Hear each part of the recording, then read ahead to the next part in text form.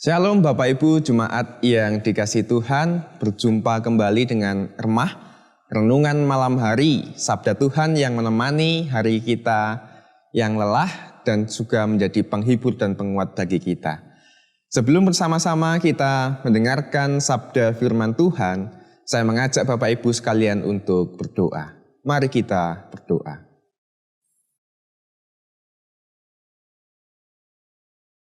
Tuhan Allah kami yang baik, mengucap syukur untuk setiap kemurahan Tuhan dalam kehidupan kami. Di waktu yang baik ini, kami akan mendengarkan sabda firman-Mu.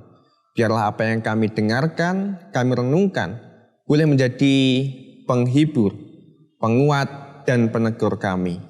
Bersabdalah Tuhan, kami siap mendengarkan. Amin. Bapak Ibu Jemaat yang dikasihi Tuhan, saya mengajak Bapak Ibu sekalian untuk membaca firman Tuhan yang terambil dari kitab Yeremia pasalnya yang ke-29, ayatnya yang ke-10 sampai dengan yang ke-14. Yeremia pasalnya yang ke-29, ayatnya yang ke-10 sampai dengan yang ke-14. Saya akan membacakannya untuk kita semua. Bapak Ibu silahkan menyimak melalui Alkitab masing-masing. Sebab beginilah firman Tuhan. Apabila telah genap 70 tahun bagi Babel, barulah aku memperhatikan kamu. Aku akan menepati janjiku itu kepadamu dengan mengembalikan kamu ke tempat ini. Sebab aku ini mengetahui rancangan-rancangan apa yang ada padaku mengenai kamu. Demikianlah firman Tuhan, yaitu rancangan damai sejahtera dan bukan rancangan kecelakaan. Aku memberikan kepadamu hari depan yang penuh harapan, dan apabila kamu berseru dan datang untuk berdoa kepadaku, maka aku akan mendengarkan kamu. Apabila kamu mencari aku, kamu akan menemukan aku. Apabila kamu menanyakan aku dengan segenap hati, aku akan memberi kamu menemukan aku. Demikianlah firman Tuhan. Dan aku akan memulihkan keadaanmu dan akan mengumpulkan kamu di antara segala bangsa, dari segala tempat di mana kamu telah kucerai-beraikan. Demikianlah firman Tuhan. Dan aku akan mengembalikan kamu ke tempat yang dari mana aku telah membuang kamu. Demikianlah firman Tuhan yang berbahagia adalah kita yang mendengarkan dan melakukannya dalam kehidupan kita hari lepas hari. Amin. Bapak Ibu Jemaat yang dikasihi Tuhan, saat ini keadaan Bapak Ibu bagaimana? Susah, senang, sedih, atau sedang marah? Semoga Bapak Ibu tidak mengalami semuanya itu ya. Semoga Bapak Ibu Jemaat yang dikasihi Tuhan dalam keadaan yang baik dan sehat. Nah, Bapak Ibu Jemaat yang dikasihi Tuhan, kalau kita melihat keadaan di sekitar kita, ketika kita memperhatikan berita ataupun apapun yang ada di sekitar kita, sejatinya kita boleh melihat atau mendengar banyak kemarahan. Kenapa saya mengatakan banyak kemarahan? Misalkan saja di masa-masa PPKM, semua orang marah. Misalkan pedagang kecil mengatakan, wah enak jadi pemerintah mengadakan PPKM. Enak bagi para orang kaya di masa PPKM. Mereka punya tabungan, usahanya masih jalan. Lalu bagaimana dengan kami yang tidak boleh bekerja? Kami tidak punya tabungan, kami harus makan dengan apa? Pemerintah tidak memperhatikan kami. Atau mungkin juga teman-teman yang kerja sebagai tenaga kesehatan. Wah, awas saja ya nanti pemerintah mempersulit tenaga medis. Semua jalan ditutup. Kami sebagai petugas medis capek. Mau pulang dari Jogja ke Manisrenggo aja harus muter-muter cari jalan. Atau juga mungkin pemerintah pun juga sendiri putus asa dan marah. Mungkin kalau ada Bapak Ibu pernah baca statement si Luhut Panjaitan, menteri tersayang kita itu kan, mengatakan bahwa kalau ada yang mengatakan COVID ini tidak terkendali, silahkan menghadap saya. Ya.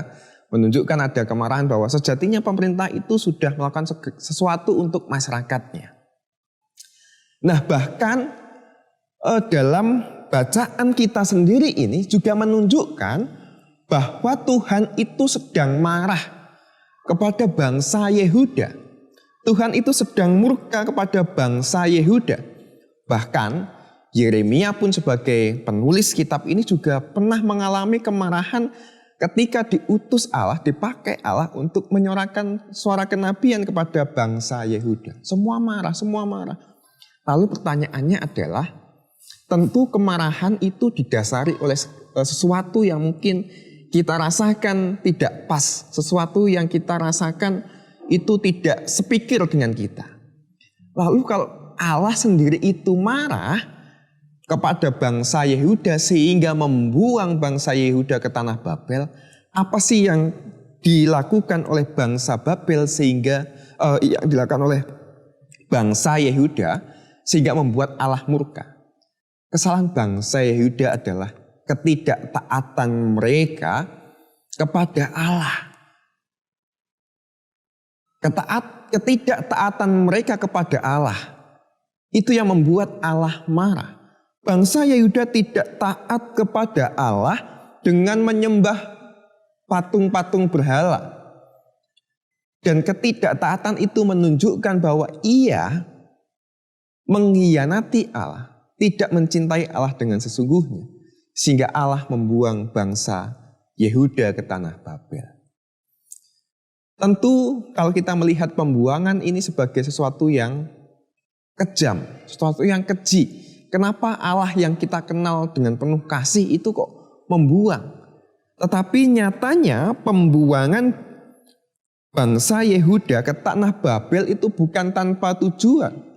Melalui tanah pembuangan itu Allah kepengin supaya bangsa Yehuda ini mengintrospeksi dirinya, menyadari kesalahannya, sehingga ketika nanti waktunya yang ditentukan Tuhan, mereka bisa mentaati Allah, mencintai Allah dengan segenap hatinya, mencintai Allah dengan kesadarannya yang penuh. Nah, berbicara soal taat, apakah kita saat ini sudah taat? Mungkin untuk melakukan satu hal, untuk sekali itu mudah. Tetapi untuk melakukan satu hal itu berulang-ulang kali atau setiap hari itu menjadi saat yang sulit. Taat adalah melakukan satu hal terus menerus, menjadikan itu sebagai pola hidup, menjadikan itu sebagai jalan hidup kita. Ketaatan kita saat ini adalah, taatkah kita mematuhi protokol kesehatan?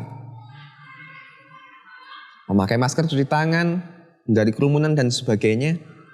Apakah kita benar-benar taat supaya keadaan bangsa ini dipulihkan? Kalau Bapak Ibu mengikuti berita, Indonesia ini menjadi pusat penyebaran COVID baru di Asia. Artinya apa? Menjadi pusat COVID, mengalahkan India dan negara-negara yang lainnya. Kenapa? Karena ketidaktaatan warganya, ketidaktaatan masyarakatnya untuk menjalankan protokol kesehatan. Nah, saat ini sebagai orang-orang yang percaya, kita dituntut untuk taat.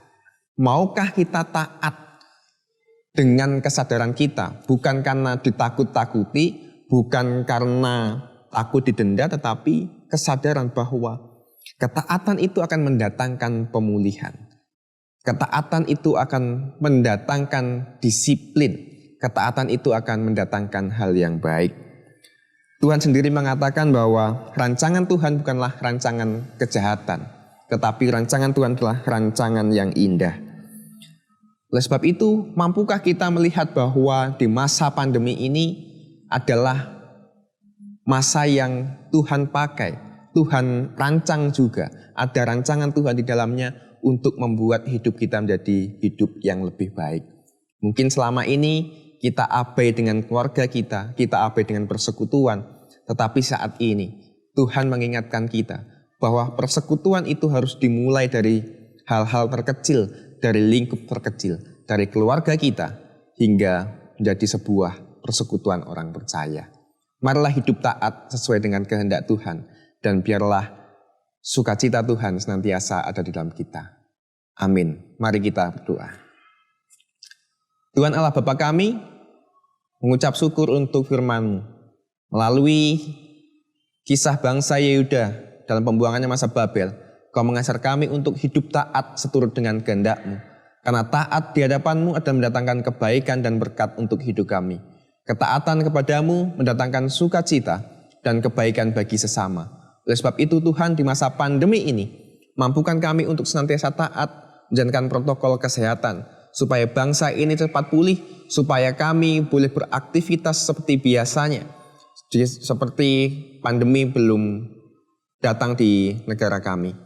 Dan Tuhan berkati sanak saudara kami yang berjuang untuk memperoleh kesembuhannya, kesehatannya. Mereka berjuang untuk kehidupan rumah tangga dan ekonominya. Mereka yang sedang berjuang dengan kehidupan pergumulan apapun yang sedang dihadapi. Tuhan berkati kami semua. Biarlah di masa sulit ini kami boleh melaluinya dengan penuh percaya dan taat. Karena Tuhan yang telah mengajar kami. Dalam Kristus Yesus kami berdoa mengucap syukur. Amin.